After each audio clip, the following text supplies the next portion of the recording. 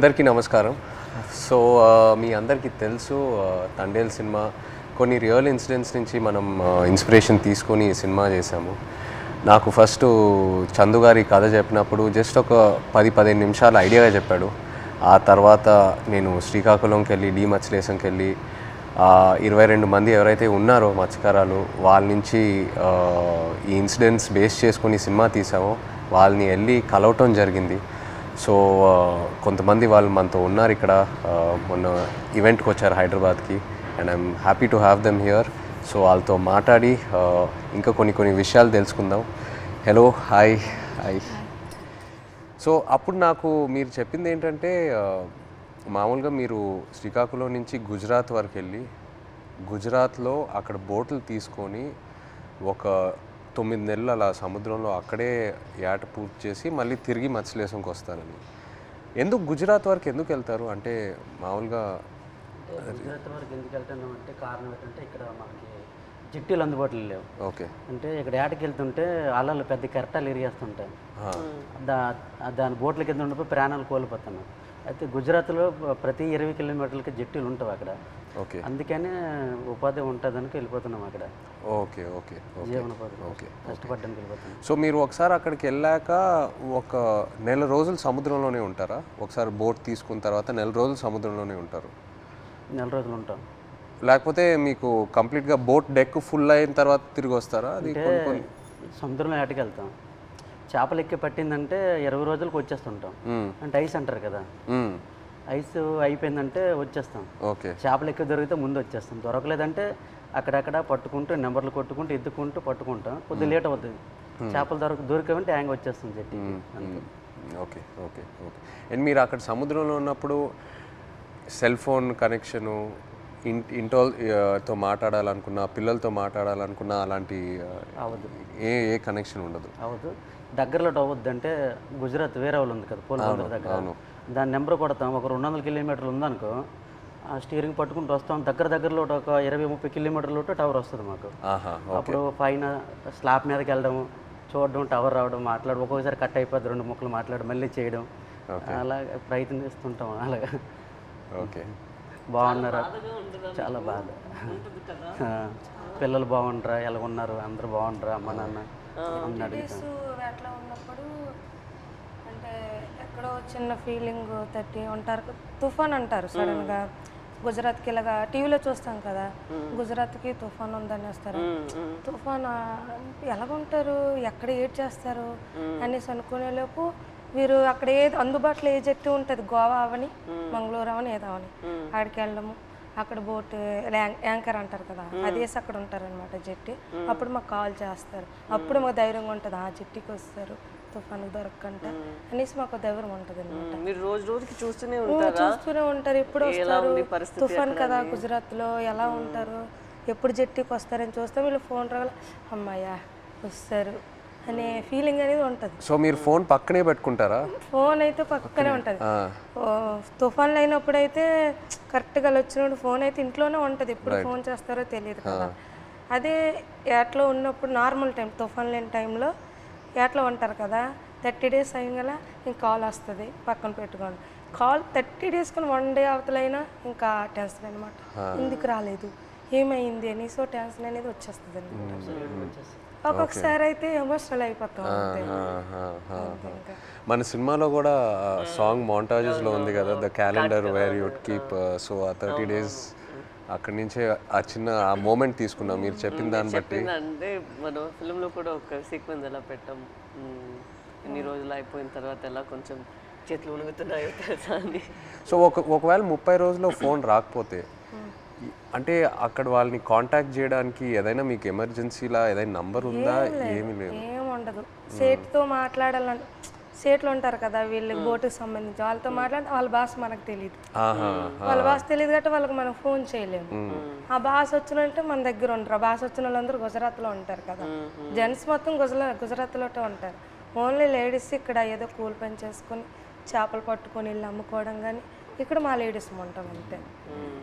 మాకు ఇది తప్పించి వేరే వృత్తి అయితే రాదు, చేపల వృత్తి. ఎప్పుడైనా ఇంత ఒక దేశానికి తెలిసిపోయింది ఇలాగా 22 మంది మత్స్యకారులు దొరికిపోయారని. కానీ మళ్ళీ మేము అదే గుజరాత్కి వెళ్తాం వేట చేయడానికి తప్పదా, మాకు అదే ఉపాధి అంతే. మీకు ఎలా తెలిసింది ఆ రోజు ఎలా వాళ్ళు అక్కడ దొరికిపోయారు అనేది? నేను 7 మంత్ ప్రెగ్నెంట్ పాప అప్పుడు కడుపులో ఉంది. కూర్చున్న అలా ఫోన్ వస్తుంది, 29 days అయింది అప్పటికి. ఫోన్ వస్తుందని ఇలాగే కూర్చున్నా, మా పెద్ద పాప పక్కన పెట్టుకొని. మా అమ్మకి కానీ చెప్తానని మీ అల్లుడు వస్తారు ఇలాగ యాడ్ నుంచి ఫోన్ చేస్తారమ్మా చెప్పిన తర్వాత సరేలేని కూర్చున్నాను. ఫోన్ రాలే. ఉదయం మార్నింగ్ 10 అయింది, వేరే వాళ్ళు ఫోన్ చేశారనమాట నా మొబైల్కి, ఇలాగా మీ ఆయన పాకిస్తాన్కి దూరికిపోయారట అనేసి. వేరే వాళ్ళంటే ఎవరు ఫోన్ చేశారు? అదే గుజరాత్ నుంచి, మా ఊరు నుంచి వలస వెళ్ళారు కదా, అక్కడి నుంచో ఒక బోటు జట్టికి వచ్చింది. వీళ్ళు దొరికిపోవడం చూసిన బోట్ అది, కలర్ చూసారు ఆ బోటులో ఉన్నోళ్ళు, మీ ఆయనకి పాకిస్తాన్లో పట్టుకుని వెళ్ళిపోయారు అని చూసిన వాళ్ళు నాకు వచ్చి ఫోన్ చేసి చెప్పారు. ఓకే. చెప్పిన తర్వాత అవును అన్నట్టు అసలు ఏడుపు కూడా రాలేదు, అలా కన్నీళ్ళు ఇంకిపోయేవి. ఎలాగా పాకిస్తాన్ అంటే మామూలుగా చిన్నప్పటి నుంచి పాకిస్తాన్ అంటే ఏదో భయం మాకు అనమాట. చిన్నప్పటి నుంచి పాకిస్తాన్కి మనకి యుద్ధాలు ఏదో వినేవారు, అలాంటప్పుడు పాకిస్తాన్ అంటే భయం మనకి. అలాంటిది పాకిస్తాన్కి దొరికిపోవడం ఏంటి, ఏం చేస్తారు ఏమో, చంపేస్తారేమో, ఉగ్రవాదులకి గట్రా పేల్చుకోవడం చంపేయడం విన్నాం కదా, ఏమో చంపేస్తారేమో నీటిలో ఉండే అదో టెన్షను. ఇలాగా అలాగా కూర్చొని అందరం ఫ్యామిలీ మొత్తం ఏ ఊర్లో వాళ్ళకి సంబంధించిన వాళ్ళు, మా ఊర్లో అయితే 7 ఉన్నారు మా పంచాయతీలో సంబంధించిన 7 మా దగ్గర కూర్చొని ఏమైంది అనేసి అంటే, ఒక అబ్బాయి భాష వచ్చింది, గుజరాతీ భాష ఆడిన అబ్బాయికి మేము వీళ్ళ సేటు ఉంటారు రామారావు వాళ్ళ సేటు, వాళ్ళ సేటుకి ఫోన్ చేయించాం.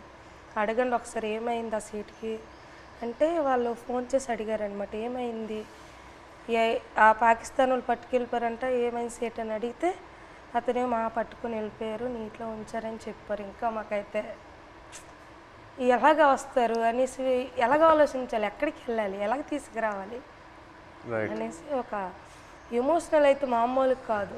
22 మెంబర్స్ అంటే చిన్నపిల్లలు, అప్పుడే మ్యారేజ్ అయిన అబ్బాయి అక్కడే ఉన్నాడు, నేను కడుపుతో ఉన్నాను, 2 పిల్లలు, ఒక భర్త దొరికిపోయిన ఆవిడ కూడా ఇంకా ఆ బాధ వేరే, 2 బిడ్డలు ఒక భర్త అంటే ఇంకా ఆ ఎమోషన్ అయితే ఇంకా వేరే. అందరం ఇంకా అంతే ఏం చేయాలని ఆలోచనతో ఓ 1 month వరకు అలా ఉన్నాం. ఇలాగా న్యూస్ వచ్చి ఇలాగా ప్రసారం చేయడము మీడియా కొంచెం హెల్ప్ చేసింది. Okay okay. మీరు ఆ పాకిస్తాన్లో ఇంతకుముందు వేరే ఎవరైనా ఇలా పాకిస్తాన్ సైడ్కి వెళ్ళి వాళ్ళు పట్టుకోవటం జరిగిందా, లేకపోతే ఫస్ట్ టైమేనా ఇలా జరగటం? Okay okay. ఇప్పుడు కూడా ఉన్నారు అక్కడ? ఇప్పుడు ఉన్నారో తెలియదు కానీ మీరు అప్పుడు ఉన్నప్పుడు అక్కడ మీరు వెళ్ళి ముందే అరెస్ట్ అయ్యి ముందే ఉన్నారు అక్కడ. తీసుకెళ్ళేటప్పటికి మేము ఏడుస్తున్నాం అక్కడ, ఏడుస్తుంటే వాళ్ళు మాకు బుద్ధిరిస్తుంటారు పళ్ళకోయండి అదేటి ఇదేటని. వాళ్ళు అన్నారు మాకే 2 సంవత్సరాలు అయింది మేము వెళ్ళట్లేదు అని మరికొద్దిగా ఏడ్చేస్తున్నాం మేము. వాళ్ళు 1.5 సంవత్సరం ఒక్కొక్కరు ఒక్కొక్క కారణం, అంటే ఆధార్ కార్డులు పేర్లు రాంగు, ఒక్కొక్క పేరు అంటే ఒక బోట్లో 9 మంది ఉంటారు, వాళ్ళకి ఏదో అర్జెంట్ పని నుండి వెళ్ళిపోతారు వాళ్ళు. అంటే టిక్ పాస్లో పేరు ఉండాలి, ఎవరు కలాసి వచ్చారనుకో ఆ టిక్ పాస్ ఆఫీస్కి వెళ్ళి పేరు రప్పించుకోవాలి, పలానా రామారావు పలానా రాంబాబు అని. అది ఎవరు వెళ్ళిపోతే వాళ్ళ పేరు ఏం చెప్పేశాడు అక్కడ. మన ఇండియా నుండి హై కమిషనర్ వచ్చేటప్పుడు కొన్ని పేర్లు రాంగ్ చెప్పేస్తారు అలా, దానివల్ల ఆయన ఉండిపోయాడంట అక్కడ. ఆయన చెప్పడం మరికొద్దిగా ఏడుపు వచ్చింది మాకు, చాలా బాధ అనిపించింది. ఆ నైట్ భోజనం కూడా మానేసాం, మళ్ళీ అలాగ రోజులు గడిచిన కొద్ది అలాగ ఇదైంది. అక్కడ జైల్లో అంటే మీరు ఏం చేసేవాళ్ళు రోజు? ఏదైనా ఫ్రీడమ్ ఇచ్చేవాళ్ళా లేకపోతే సెల్లోనే ఉండేవారా, ఏం చేసేవాళ్ళు? అంటే తెల్లారితే వచ్చేవారు కానిస్టేబుల్ పోలీస్ పాకిస్తాన్, లేపి మొక్కలకి నీళ్ళ గంట పోసేవాళ్ళం. ఓకే. తర్వాత గడ్డి గంట తెంపేవాళ్ళం, గడ్డి. తర్వాత గార్డెనింగ్ అని వాళ్ళు పాకిస్తాన్ ఖైదీలతో నీళ్ళు జల్లిస్తారు, వాళ్ళు జల్లిసి కర్రకి గోనెకి చుట్టేసి అలాగా అలికినట్టుగా తలాపేసినట్టు చేపిస్తారు. మాకు నీళ్ళు మోయమంటారు మాకు. ఆ నీళ్ళు మోస్తాం 1-2 గంటల పని ఉంటుంది, మళ్ళీ లోపల తీసుకెళ్ళి తాళాలు వేసేస్తారు. ఇప్పుడు మీరు ఒకవేళ ఇంట్లో వాళ్ళతో మాట్లాడాలంటే ఉత్తరాల వైపే మీకు కమ్యూనికేషనా, లేకపోతే సెల్ ఫోన్తో? ఫోన్ ఏం లేదు, ఓన్లీ ఉత్తరాల వైపే. అండ్ అది పంపించడానికి ఎంతసేపు పట్టేది? మీరు ఒకసారి రాసిన తర్వాత, ఉత్తరం రాసిన తర్వాత వెళ్ళి మత్స్యలేశం చేరడానికి ఎంత టైం పట్టేది?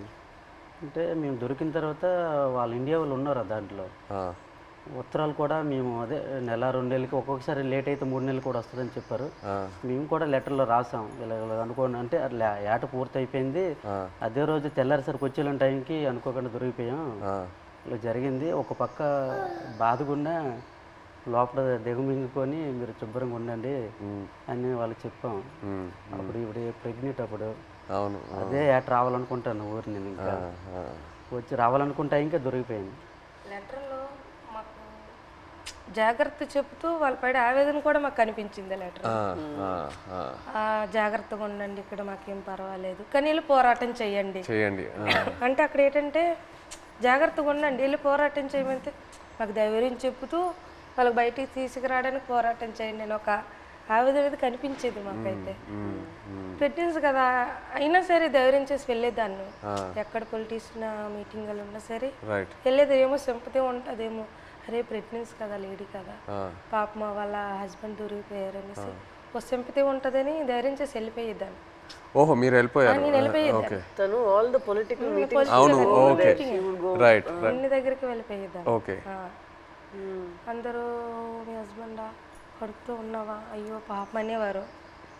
ఏమో సింపతి ఉంటుంది కదా సార్, అంటే వీళ్ళకి అక్కడికి తీసుకెళ్దాం ఢిల్లీ వరకైనా తీసుకెళ్దాం అంటే సింపతి ఉంటుందేమో అనేసి నేను గర్భవతితో ఉన్నప్పుడు కూడా వెళ్ళేదాన్ని. 9 months వరకు నేను డెలివరీ ముందు వరకు కూడా నేను పోరాటం చేశాను వాళ్ళు రావాలని. సో మీరు అక్కడ ఆంధ్రాలో తిరిగారు, ఇలా పొలిటికల్ మీటింగ్స్ ఏదైనా ఉంటే ఆ తర్వాత గుజరాత్ వరకు కూడా వెళ్ళారు కదా? ఢిల్లీ వరకు వెళ్ళారు. గుజరాత్కి వెళ్ళా స్టేట్ దగ్గర ఢిల్లీ వరకు వెళ్ళారు. స్టేట్లకి ఫోన్ల వరకే, గుజరాత్ వెళ్ళలేదు. డెలివరీ అయిపోయిన తర్వాత 20 days పాపకి 20 days పాపకి ఇంటి దగ్గర వదిలేసి దాన్ని ఢిల్లీ వెళ్ళాం. ఢిల్లీ వెళ్ళిన తర్వాత అంటే అందరూ అనేవారు, ఇతను కూడా లెటర్లో రాశారు ఢిల్లీ వెళ్ళండి, ఢిల్లీ వెళ్తే మనకి వచ్చే అవకాశాలు ఉన్నాయని ఇతను లెటర్లో రాసేవారు అనమాట రామారావు గారు. సరేలే ఢిల్లీ కొంచెం అది పేద పరిస్థితి కదా సార్, ఢిల్లీ అంటే మాకు తెలియదు, భాష తెలియదు, ఎలాగెళ్ళాలో తెలియదు. అలాగ ఉన్నప్పుడు కొంతమంది అదే పొలిటీషియన్ వచ్చి ఇలాగ రండి అక్కడ మీకు పని జరుగుతుంది ఏం అవ్వదు గైడ్ చేయడానికి ఒక అతను వచ్చి వెళ్ళండి అంటే సరేలే ఇంత పోరాటం చేసి ఇదే చేయలేము అనేసి ధైర్యం చేసి వెళ్ళాం ఢిల్లీ. ఢిల్లీ వెళ్ళిన తర్వాత అక్కడే ఢిల్లీ వెళ్ళిన తర్వాతే వీళ్ళు బయటకు వచ్చారు. అంతవరకు ఆ 14 నెలలు అక్కడే ఉన్నారు. అతను అంబాసిడర్తో అక్కడ అంబాసిడర్తో మాట్లాడడం కానీ ఉన్నారనడం కానీ మెయిన్ మాకు బాధ కలిగించింది ఏంటంటే పుల్వామా దాడి.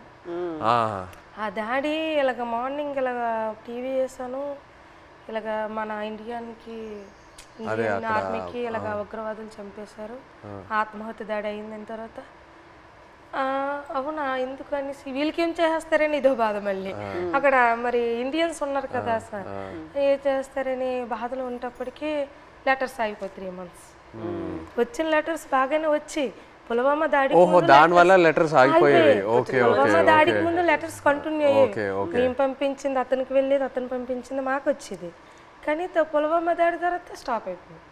3 months వరకు ఒక్క లెటర్ రాలే. ఇంకా మాకు ఇంకా టెన్షన్ ఇంకా ఎక్కువైపోయింది, అదో బాధ అనేసి ఇలాగా మరి ఇంకా లేదు ఉండొద్దు ఎక్కడ ఢిల్లీ వెళ్ళిపోతాం అనుకుని అందరం 22 ఉమెన్స్ అందరూ ఇంకా లేదు పదండి అనేసి 22 మంది వెళ్ళిపోదాం లేదు ఇంత మా ఓన్ డబ్బులు అనుకొని పదండి అనేసి ముందు అడిగేస్తాం అంతే. ముందు అడిగేసుకొని వెళ్ళిపోయామంతే. వచ్చిందో రాందో వెళ్ళాం.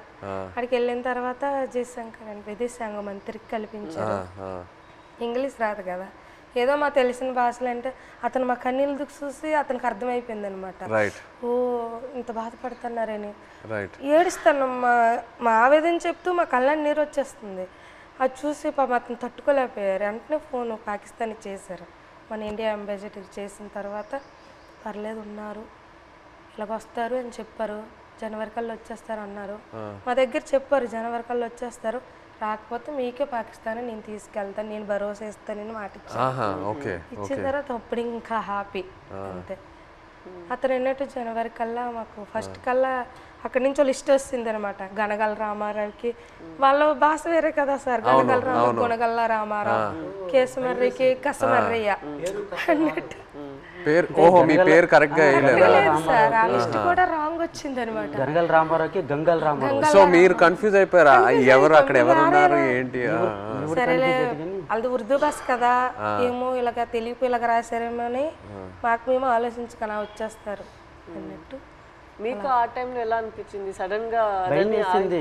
పేరు డిఫరెంట్గా ఉన్నప్పుడు 22 మందిలో 21 మంది వెళ్ళిపోయి నన్ను వదిలేస్తారేటని ఒక ఇది, వీళ్ళు కావాలని వాళ్ళకి రాస్తారేటో చెప్పలేం. పాకిస్తాన్ ఓన్లీ మీ పేరే తప్పేశారా? అందరివి ఉన్నాయి, ఓకే అందరివి. అందరివి ఏదో ఒక మాది కొంతమంది అక్కడక్కడ పేరు గనగల రామారావుకి గంగల రామారావు వచ్చింది. గంగల రామారావు వస్తే మరి పేరు డిఫరెంట్ అయితే ఖచ్చితంగా వదిలేస్తారని అందరూ ఇండియా వాళ్ళు అంటుంటారు, ఇంతకుముందు ఉన్నవాళ్ళు పాత వాళ్ళు. నాకైతే రాత్రి నిద్ర రాలేదు.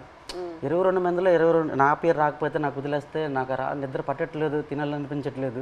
అప్పటికే 14-15 నెలలు అయిపోయింది, సంవత్సరం దాడిపోయింది. అప్పటికి ఇలాగ అయిపోయాను, సన్నగా అయిపోయాను.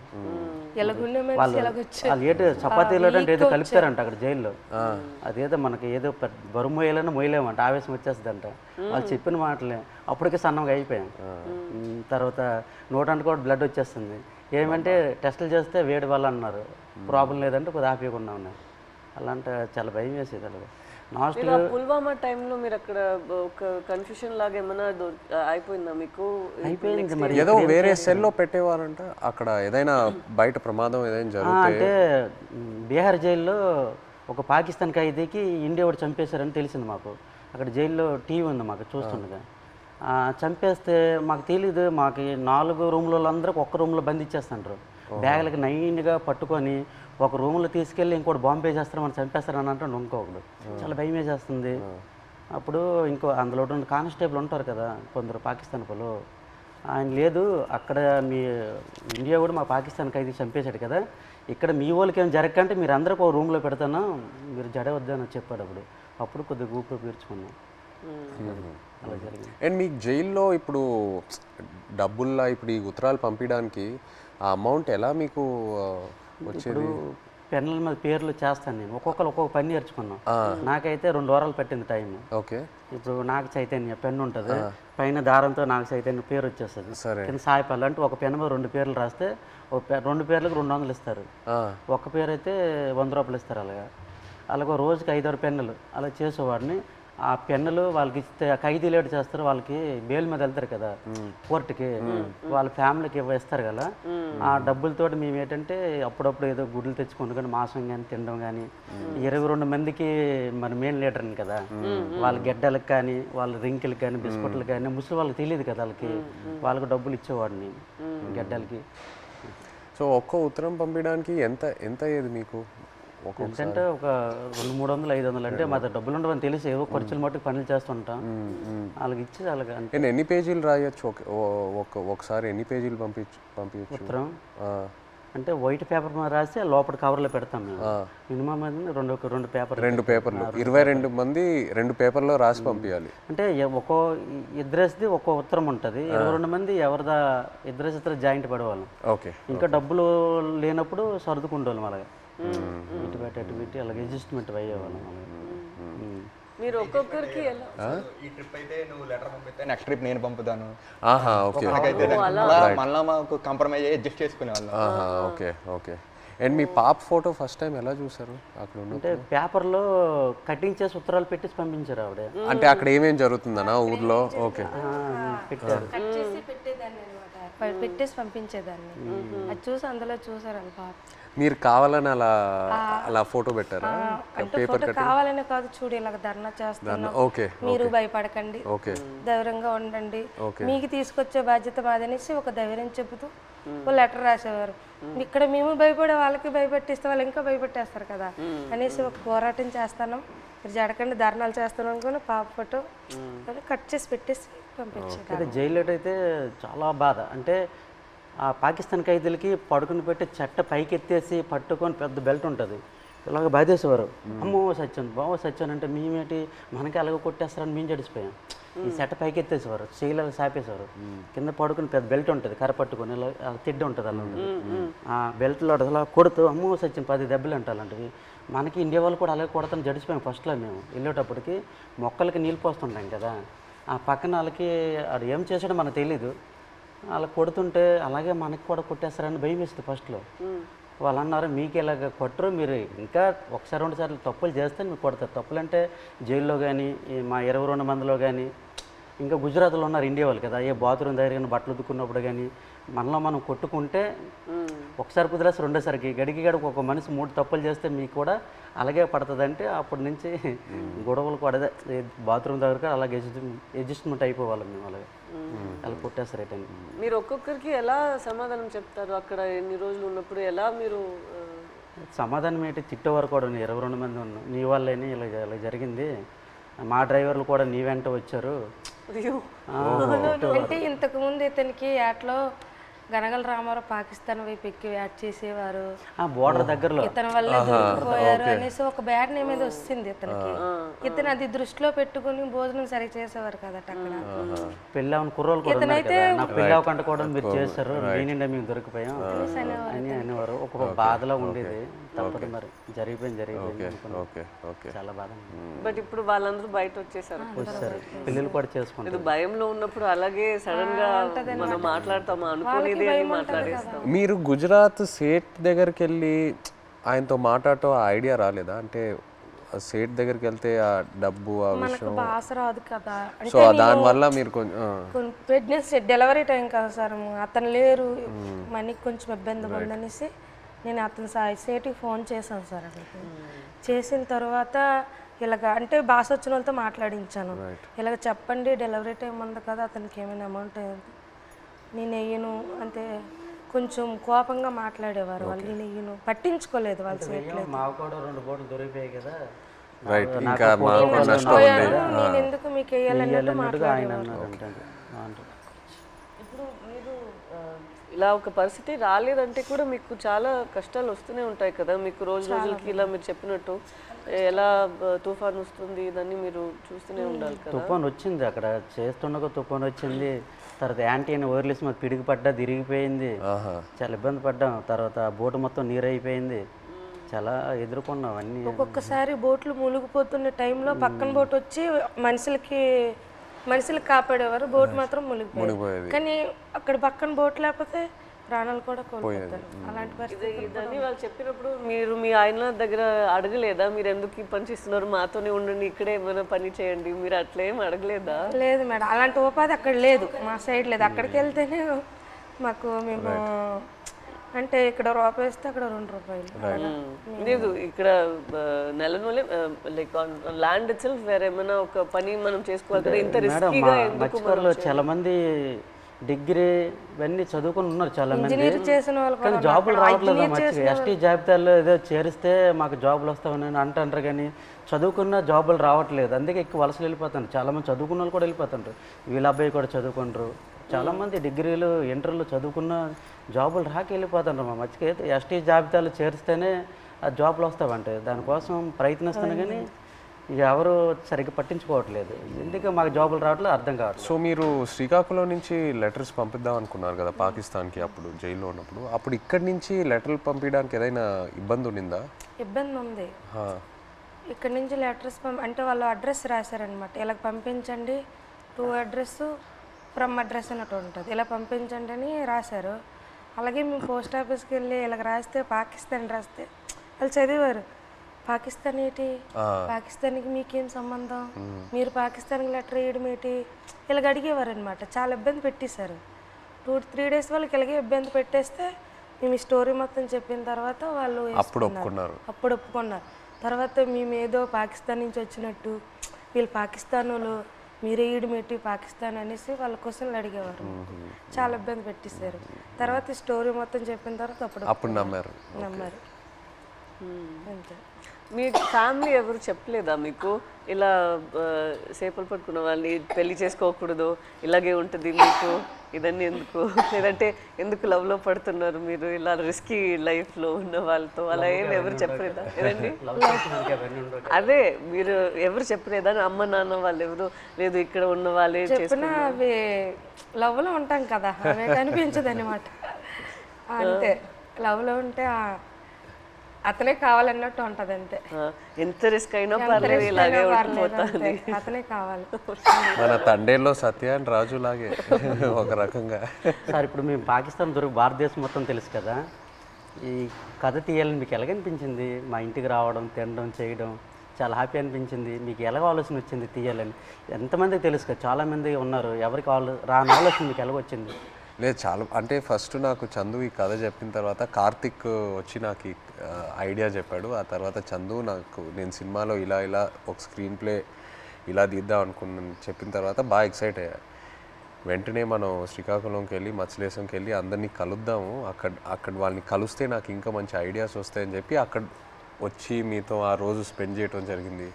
ఆ తర్వాత వైజాగ్కి వెళ్ళి పోర్ట్లో మళ్ళీ సముద్రంలోకి వెళ్ళటం అదంతా జరిగింది. కానీ మిమ్మల్ని వచ్చి కలిసాక నాకు అర్థమైంది ఈ క్యారెక్టర్లో, ఈ కథలో ఇంకా ఎన్ని లేయర్స్ ఉన్నాయి, ఎన్ని కష్టాలు ఉన్నాయి, ఎన్ని హై పాయింట్స్, ఇన్స్పైరింగ్ ఎలిమెంట్స్ ఎన్నో ఉన్నాయని. సో ఇప్పుడు తండేలు అంటే దాని మీనింగ్ ముందే మీకు తెలుసా? కార్తిక్ చెప్పి లేదు, తండేలు అంటే అంతకుముందు తెలీదు. తండేలు అంటే మనకి ఈ బోట్ క్యాప్టెన్ లీడర్ అనేది ఒకసారి నాకు కథలోకి వచ్చాకే తెలిసింది, అంతకుముందు తెలియదు. మాకు అక్కడ తండేలు అంటారు గుజరాత్లో. అదే వాండర్లో మాకు తండేలు అంటే చిప్పి నడిపించే వారిని తండేలు అంటారు అక్కడ. అందుకే ట్రైలర్లో కూడా డైలాగ్ వేసాం, తండేలు అంటే ఓనరా కాదు లీడర్. చాలా బాగా వచ్చింది సార్. అయితే సార్ అక్కడ ఎంత బాధపడ్డామో అంత హ్యాపీగా ఉంది ఈరోజు. ఎందుకంటే అది ఒక జీవితంలో గుర్తుండిపోద్దలుగా మా రియల్ స్టోరీ. ఇప్పుడు మేడం మీకు అంటే మేమైతే రియల్గా అన్నీ మా బాధలన్నీ తెలుసు మాకు, మేము పడే ఆవేదన. కానీ మీకు ఎప్పుడైనా షూటింగ్లో ఒక సీన్ చెప్పినప్పుడు, అదే ఎమోషనల్ సీన్ చెప్పినప్పుడు కానీ ఆ సీన్కి ఎప్పుడైనా మీరు ఎమోషనల్ అయ్యారా? అరే వీళ్ళు ఎంత బాధపడ్డారు అన్నట్టు మీకు ఎప్పుడైనా అనిపించిందా?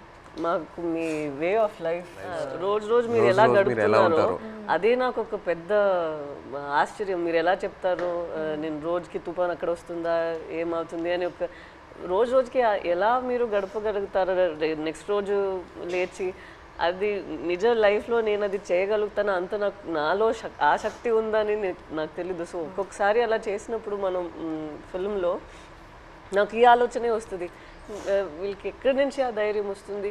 ఎందుకంటే నార్మల్గానే మనం అందరికీ ఇలా ఒక పరిస్థితి వస్తుంది అని మనకు తెలీదు. అక్కడ అలా ఉన్నప్పుడు మనం ఎక్కడ వెళ్ళాలి, ఎక్కడి నుంచి షురూ చేయాలి, అక్కడి దాకా వెళ్ళాలి, వాళ్ళని ఎలా బయట తీసుకురావాలి అనేది ఒక పెద్ద మనమే మన లోపల చెప్పాలి, లేదు ఇది అయిపోతుంది మన అలా ఈ థాట్ని వదలకూడదు మధ్యలో. సో అది మీరు అందరూ ఎలా చేశారో అని ఆ థాటే నాకు ఉంది. నాకేం కష్టం అనిపించట్లేదు, బట్ మీరందరూ ఎంత కష్టం తీసుకున్నారో అదే నాకు ఆశ్చర్యం ఇచ్చింది అంతే. ఏ సీన్కి ఎమోషనల్ అయ్యారా మీరు? సీన్ చెప్తారు కదా అలాగ ఉంటుంది మూమెంట్స్, అండ్ ఏ డైలాగ్ ఎమోషనల్ అయ్యారా చెప్పేటప్పుడు అనేసి? మనం కొన్ని విషయాల్లో మీరు చెప్తున్న దాంట్లో నుంచి తీసుకున్నాము, కొన్ని విషయాల్లో మనమే ఒక డ్రామా లాగా తీసాము. సో ఆ డ్రామాలో ఎక్కడ నేను లేని సీన్స్ కొన్ని ఉన్నాయా, అక్కడ నాకు చాలా బాధ అనిపించింది. నా సీన్స్ ఏముందో అది వేరొక డ్రామాలో వెళ్తుంది, బట్ నిజంగానే ఒక రోజుకి ఎలా వాళ్ళు ఏం జీవిస్తున్నారో కొన్ని క్యారెక్టర్స్ ఉన్నారు, వాళ్ళకి జరిగిన పని, వాళ్ళు చెప్తున్న మాటలన్నీ విన్నప్పుడు నాకు అప్పుడు బాధ అనిపించింది. నాది కన్నా వాళ్ళది నేను విని చాలా బాధపడ్డాను. మీరు ఢిల్లీ వెళ్ళటం ఆ ఎపిసోడ్స్ మీరు నాకు శ్రీకాకుళంలో చెప్పినప్పుడు బాగా ఎమోషనల్గా అనిపించినాయి. మీరు ఢిల్లీకి వెళ్ళి ఎలా పోరాడారో అక్కడ. అండ్ అది కాకుండా ఇంకోటి నాకు చెప్పారు, సముద్రంలో ఉన్నప్పుడు ఒక పెద్ద షిప్ వచ్చి మీది ఒక చిన్న బోట్ అలా కొట్టుకొని అలా వెళ్ళిపోయింది కదా, అది చెప్పినప్పుడు నాకు నిజంగా చాలా ఆశ్చర్యంగా అనిపించింది. కొట్టుకొని పోయి అసలు ఆగలేదు కదా, కొట్టుకొని అలా వెళ్ళిపోయారు కదా. పెద్దది కదా. అందరూ like community so United. And I think మీలో ఉన్న శక్తి మీరందరూ కలిసి ఒకేలాగా ఉన్నారు కదా, లైక్ వన్ ఫ్యామిలీ, ఒక ఫ్యామిలీ అర్థమైంది. బట్ మీరు అందరి ఒకే ఫ్యామిలీ కదా, సో ఒక్కరికి ఇది జరిగిందంటే అందరికి అది జరిగినట్టే. ఏ ఫ్యామిలీకి అలా జరగకూడదు, మా ఫ్యామిలీలో ఒకేసారి దొరకపోవడం అంటే చాలా బాధాకర విషయం. నేను డ్రైవర్ మెయిన్ తండ్రి కనుక అలా ఆయనకి బోట్ అప్ చెప్పినట్టు మా బావగారు, తర్వాత మా ఎర్రీకి బామ్మర్దే అంటే అన్నయ్య, నేను బోట్ ఆఫ్ చెప్పాను. ఈ బోట్ ఆఫ్ చెప్పిన ఓనర్లు అంతా నా వెనక పంపించారు. ఈ రామారావు ఎక్కువ చేపలు పడతాడు, ఈ నేతను వెనకెతలు వెళ్ళండి చేపలు ఎక్కువ దొరుకుతాయి అనుకుని నాకు వెనకాల పంపించడం, దొరికిపోవడం చాలా బాధాకరమైన విషయం. ఇలా జరుగుతుంది అనుకోలేదు. సో లాస్ట్ క్వశ్చన్ అంటే తండేల్ 2 ఉందా? మీరు ఆ రోజు ఈవెంట్లో ఏదో జోక్ వేశారు కదా, చెప్పండి. ఇంకోసారి పాకిస్తాన్కి దొరకాలి, అప్పుడు స్టోరీ అంటే ఒక కోరిక తండేల్ 2 ఉంటే ఖచ్చితంగా ఒక తమ్ముడుగా యాక్టింగ్ చేయాలని ఓకే రైట్. కోరిక మటుకు నెరవేర్చాలి. అయితే పాకిస్తాన్ దొరకడం దొరకకు ఈసారి మీరు ఇంకా ఢిల్లీ అంతా వెళ్ళరా? తిరిగే శక్తి బోల్డ్ కథ ఉంది. ఇంకా అక్కడ వచ్చేసరికి ఇంకా ఇక్కడంతా ట్రావెల్ పడ్డాం. ఇప్పుడు రైటర్ ఒక సంవత్సరం పాటు మేము వెనకాల ట్రావెల్, ప్రతిదీ తిన్నా ఏం చేసారు ఏమిటి అనేది ఒక సంవత్సరం పాటు ఫోన్ కాల్. అదే ఇక్కడ పాకిస్తాన్ వచ్చేసరికి ఇక్కడ అప్పటికి 7 సంవత్సరాలు అవుతుంది. ఇప్పుడు చాలా ఉన్నాయి కదా, ఇంకా ఇక్కడ తండేల్ 2లో కూడా ఇంకా బోల్డ్ కథ ఉంటుంది. కానీ ఈసారి ఫైట్ చేయాలంటున్నారు కదా మీరు వెళ్ళి అక్కడ నుండి ఇక్కడికి వచ్చేసరికి నేనేం చేశాను ఇంకా బోల్డ్ అని ఇంకా స్టోరీ ఉంది. ఖచ్చితంగా చెప్పండి జీవితంలో ఇది గుర్తుండి. నచ్చిన విషయం ఏంటంటే సార్ మీరు ఉన్నారు కదా, ఆ డ్రెస్సింగ్ స్టైల్ కానీ ఎప్పుడు మీకు ఏ సినిమాలో అలా చూడలేదు. ఆ చినిగిపోయిన షర్ట్ కానీ ఆ డ్రెస్సింగ్ స్టైల్ కానీ అనకాపల్లిలో ఒక షూటింగ్ ఉంది కదా, అక్కడికి వచ్చాము. అక్కడ చూసి నేను షాక్ అయిపోయాను. అదే ఏ సినిమాలో చూడలే అసలు. అలా ఇమిడిపోయారు సార్ మీరైతే.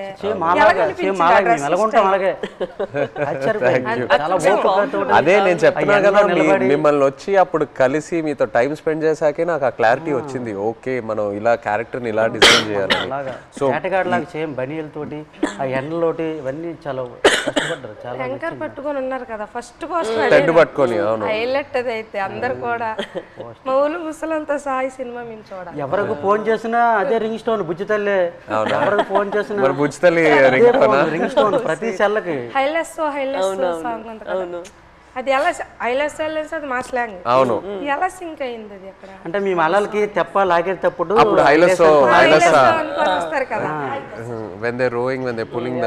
ఇప్పుడు అది రేరు. ఇంతకు ముందు జనరేషన్ లో ఎక్కువ వాళ్ళు వచ్చినప్పుడు దీనికి మీరు తెడ్డు అంటారు కదా, కత్తావ అంటాము. ఏమంటారు? కత్తావ పట్టుకుని కత్తావా అంటాం మేమైతే. అండ్ పెద్దాలు వచ్చినప్పుడు ఇలాగ బోట్ వెళ్తుంది కదా, ఆ కత్త ఆయనతోటి అలా లెవెల్ చేసుకుని వచ్చి ఐలెస్ అనుకుని వచ్చి వడ్డీకి వస్తారు. అంటే ఎలా సింక్ అయింది అది, అది మాకు ఆశ్చర్యం. ఈ విషయం మన చందు మొనెటి అండ్ దేవి గారికి క్రెడిట్ ఇవ్వాలి. రైట్, శ్రీమణి గారికి. బుజ్జి తల్లిలో ఒక పాయింట్ ఉంది, అది అయితే నాకు కదిలించింది. ఏది? ఉప్పు నీటికి ముప్పును కూడా గట్టిగా దాటి గట్టి అంటే ఎంత అలలకైనా మీరు దాటుతారు, కానీ ఒక కన్నీరు చుక్క దాటలేకపోతాడు అంతే. అక్కడ అయితే చాలా ఎమోషనల్ స్ట్రాంగ్. ఆ పాయింట్ అయితే నాకు పిచ్చిగా నచ్చింది, చాలా బాగుంది. Thank you so much. Actually మీరందరికీ థ్యాంక్ యూ చెప్పాలి. పూర్వ జన్మలో అదృష్టం చేసుకున్నాం. అట్లా ఏం లేదు, అట్లా ఏం మా జీవిత రియల్ జరిగింది. ఇంకో ఎన్నో విషయాలు చెప్పాలి, బట్ మనకి సినిమా పరంగా ఓన్లీ 2 గంటలే ఉంది. బట్ ఇంకా ఎన్నో చెప్పాలి. ఫ్యామిలీకి ఈ కథ నచ్చిందంటే మా అదృష్టం సార్. అది బొమ్మ దద్దరెళ్ళిపోతుంది సార్. రాజులమ్మ జాతరే పొలిటీషియన్ అనడం లేదు, రాజులమ్మ జాతరే పొలిటీషియన్ అనడం లేదు, కానీ పొలిటీషియన్ చూస్తే ఇంకా బాగా ఏమో అనిపిస్తుంది మాకు. ఎంత చూస్తారే వచ్చుకోరలు జట్టీలే వాళ్ళకని తెలుస్తుందేమో ఒక నమ్మకం. ఇంకా జట్టి స్పీడ్గా అవుతుందేమో అని. జట్టు ఉంటే మాకు ఎలాంటి ఇబ్బందులు ఉండవు కదా. మా కోసం మత్స్యకారుల కోసం ఏదేని ఒక మంచి పని చెయ్యండి సార్. అదేనే మీకు వీలైనంత తప్పకుండా అందరి కోసం, మా కోసం అని కాదు, మత్స్యకారుల కోసం.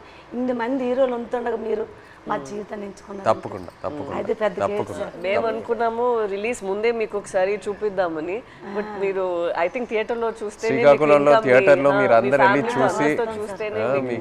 ఖుషిగా అవుతుంది నేను అనుకుంటున్నాను. మీకు సినిమా నచ్చితే మాకు ఎంతో సంతోషం.